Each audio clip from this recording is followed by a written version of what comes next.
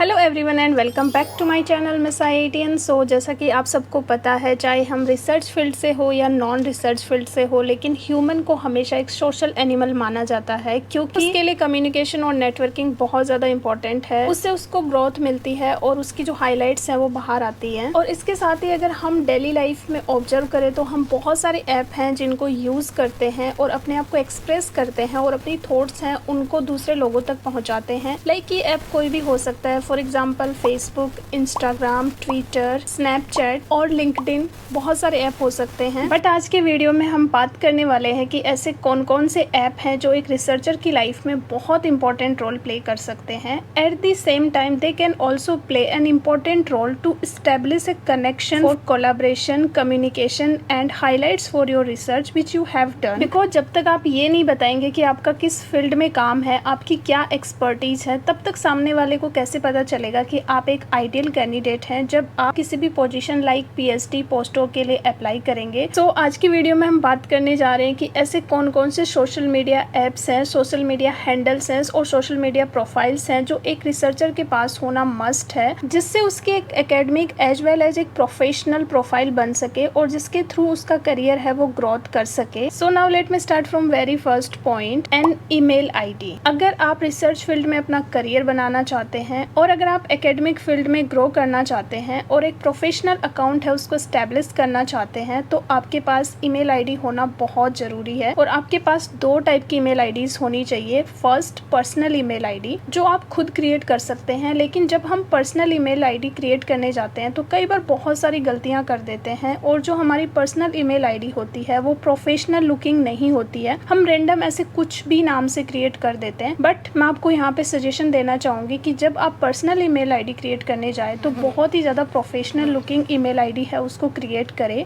And second, institute email ID जो institute की तरफ से प्रोवाइड की जाती है। सपोज मैं अभी IIT में हूँ तो मुझे IIT की तरफ से एक ईमेल ID प्रोवाइड की जाती है, तो आपको जो इंस्टीट्यूट की तरफ से ईमेल ID प्रोवाइड की जाती है वो जरूर से लेनी चाहिए, क्योंकि मैं आगे कुछ ऐसे सोशल मीडिया प्लेटफॉर्म्स की बात करूंगी जिनमें इंस्टीट्यूट ईमेल ID है वो काफ़ी ज़्यादा हेल्प करने वाली है। वहाँ पे आपकी जीमेल ID है वो ज़्यादा वर्थ नहीं होती है। और साथ में ही इंस्टीट्यूट ID को रिलायबल माना जाता है, ट्रस्टवर्दी माना जाता है और वो वेरीफाइड होती है और साथ में वो ये शो करती है कि आप सच में इस इंस्टीट्यूट के साथ एसोसिएटेड हैं। बट आप अभी ये कहेंगे कि फिर हमें पर्सनल ईमेल ID की क्या ज़रूरत है, तो मैं आपको यहाँ पे ये बताना चाहती हूँ कि सपोज जब आपकी डिग्री कंप्लीट होगी इंस्टीट्यूट से तो वो आपसे आपकी जो इंस्टीट्यूट ID होती है उसको वापस ले लेते हैं और एक सर्टेन टाइम के बाद वो बंद हो जाती है। तो आपको यहाँ पे पर्सनल ID की ज़रूरत पड़ेगी आपका डेटा मेंटेन करने के लिए। तो आपको फ्रॉम वेरी फर्स्ट डे आपका डेटा है वो पर्सनल ईमेल ID पे भी मेंटेन करके चलना है, ताकि जब आपकी इंस्टीट्यूट ID बंद हो तो आपको कुछ ज़्यादा दिक्कत ना हो। और एट द एंड मैं आपको एक इम्पॉर्टेंट पॉइंट ये बताना चाहूँगी कि अगर जब आप कोई ऑफिशियल या फिर कोई फॉर्मल कम्युनिकेशन करे तो आप ईमेल ID के थ्रू करें, ताकि उसका एक रिकॉर्ड है वो मेंटेन रहे जो लॉन्ग रन में आपके लिए बेनिफिशियल हो सकता है। Second, Google scholar ID। सो गूगल स्कॉलर ID को आप अपनी पर्सनल जीमेल ID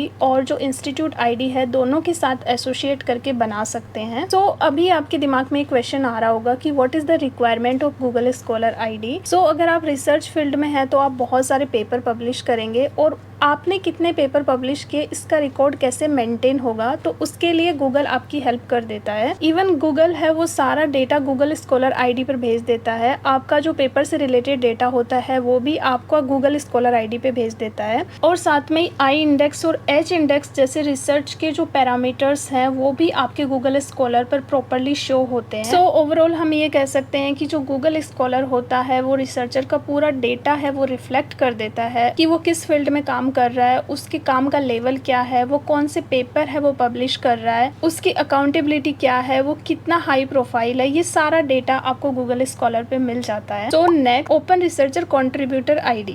तो अब ये ID कैसे हेल्पफुल है और इसका यूज क्या है, तो बेसिकली कई बार कुछ नेम सिमिलर हो जाते हैं। फॉर एग्जाम्पल S चौधरी से आप सुनीता चौधरी भी रीड कर सकते हो और आप सुरभि चौधरी भी रीड कर सकते हो, साक्षी चौधरी भी रीड कर सकते हो। तो कई बार गूगल भी आइडेंटिफाई नहीं कर पाता है और जो डेटा होता है वो गलत अकाउंट में शो करने लगता है। इस वजह से हर एक रिसर्चर को एक यूनिक आईडी दी जाती है जिसको ORCID आईडी दी जाती है, जो 16 डिजिट की होती है और उसका नंबर हर एक रिसर्चर के लिए यूनिक होता है। तो ये आईडी काफ़ी ज़्यादा यूजफुल होती है, काफ़ी ज़्यादा हेल्पफुल होती है ये इंश्योर करने में कि आपका पेपर, आपका डेटा है वो सिर्फ आपकी आईडी पे ही शो हो। और आजकल जब हम किसी भी जर्नल में पेपर सबमिट करने जाते हैं तो वो पहले ही ORCID आईडी है उसकी डिमांड रख देते हैं, आपको वो आईडी वहाँ पे देनी पड़ती है ताकि जब आपका पेपर पब्लिश हो तो वो सिर्फ आपकी आईडी पे शो हो, आपकी जो साइटेशन है वो भी आपकी आईडी पे शो हो और वो इंश्योर हो पाए कि वो सही आईडी पे शो हो रहा है। तो ओवरऑल जो ORCID आईडी है वो इंश्योर करती है कि आपका डेटा सिर्फ आप ही के प्रोफाइल पे शो हो। सो नाउ नेक्स्ट, तो इस पॉइंट पे मैं आपके साथ एक ऐसी आईडी के बारे में डिस्कशन करने वाली हूँ जिसमें आप कम्युनिकेशन और नेटवर्किंग कर सके और वो भी प्रोफेशनल लेवल पर, और वो आईडी है लिंक्डइन आईडी। सो अगर आपको प्रोफेशनल लेवल पे कोलैबोरेशन करना है, कम्युनिकेशन करना है या किसी भी टाइप का डिस्कशन करना है तो LinkedIn is the very important platform. और इवन चाहे आप रिसर्च स्कॉलर हो या फिर नहीं हो, आपके पास एक लिंक्डइन अकाउंट जरूर होना चाहिए क्योंकि ये बहुत ही प्रोफेशनल प्लेटफॉर्म है जहाँ पे आप लोगों के साथ कम्युनिकेट कर सकते हैं, जॉब सर्च कर सकते हैं, आप अपने पेपर और रिसर्च के बारे में पोस्ट कर सकते हैं, आप जो भी कर रहे हैं उसके बारे में अपडेट पोस्ट है वो भी आप डाल सकते हैं। और एट द सेम टाइम आपको लिंक्डइन पे बहुत सारी जॉब इन्फॉर्मेशन, लाइक अगर आप PhD इन्फॉर्मेशन है वो भी मिल जाती है, पोस्ट डॉक पोजीशंस भी के बारे में भी इन्फॉर्मेशन मिल जाती है। Now next, research gate. So research gate एक ऐसा प्लेटफॉर्म है जहाँ पे सिर्फ आपको रिसर्च से रिलेटेड लोग ही मिलेंगे और इसमें बहुत सारी यूनिक बेनिफिट हैं। आप अपना पेपर शेयर कर सकते हैं, लोगों से आप पेपर मांग सकते हैं और साथ ही यहाँ पे आप असिस्टेंट प्रोफेसर से रिलेटेड जो जॉब्स हैं वो भी सर्च कर सकते हैं। बट इसका सबसे हाईलाइटिंग पॉइंट ये है कि आप यहाँ पे क्वेश्चन पूछ सकते हैं और जो एक्सपर्ट लोग होते हैं वो आपके क्वेश्चन का रिप्लाई प्रॉपरली प्लेटफॉर्म पे आके लिखते हैं। और अगर कोई क्वेश्चन है जिसका आपको बहुत अच्छे से आंसर आता है तो आप भी वहाँ पे जाके आंसर लिख सकते हैं। और साथ ही रिसर्च गेट है वो आपकी पब्लिकेशन का रिकॉर्ड है वो भी मेंटेन करता है, आपकी साइटेशन का रिकॉर्ड होता है उसको भी मेंटेन करता है। और साथ में ही जो रिसर्च गेट होता है वो आपको करेक्टेड और जो लेटेस्ट रिसर्च होती है उसका आइडिया रखने में भी काफ़ी ज़्यादा हेल्प करता है। So next, Twitter. सो आपको ट्विटर पे एक आईडी जरूर बनानी चाहिए। अब ये आईडी क्यों इम्पोर्टेंट है, क्योंकि कई रिसर्च ग्रुप और लैब्स होते हैं उनके ट्विटर हैंडल होते हैं और जब वहाँ पे कोई भी PhD और पोस्टडॉक की पोजीशन आती है तो वो सबसे पहले वहाँ पे अपडेट करते हैं, तो आपको ये इन्फॉर्मेशन वहाँ से सबसे पहले मिल सकती है।